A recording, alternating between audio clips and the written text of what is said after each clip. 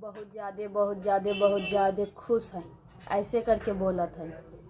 तू छिनार खुश ना हो और बोलत हो कि हम लाली लगा के खुश हैं। ना छिनरो, खुश तू ऊ खातिर ना हो, हम बतावत है ना।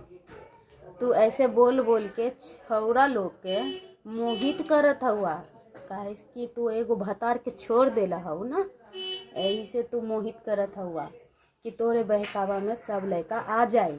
ठीक ना।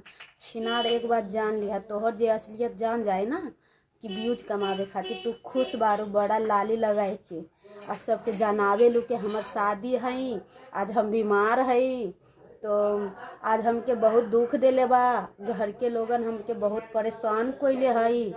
तो छिनरो ये सब छोड़ दा, ठीक बा नो। व्यूज कमावे के कोनो और तरीक निकाल ला, काहे से कि तोहर दाल गले वाला ई में नहीं खे। जे तोहर रात जम जाई ना, उ तोह के बात पे कबऊ नहीं आई, ठीक ना। ठीक बा। छिनरो नहीं तन नहीं मिलल तब व्यूज तो कुछो से कुछो बोल दे बा। अरे हुनरे नहीं खे तोह के पास, हुनर रहती ना तो तू ऐसे नहीं करके व्यूज कमाई तो दे तोड़ के करा।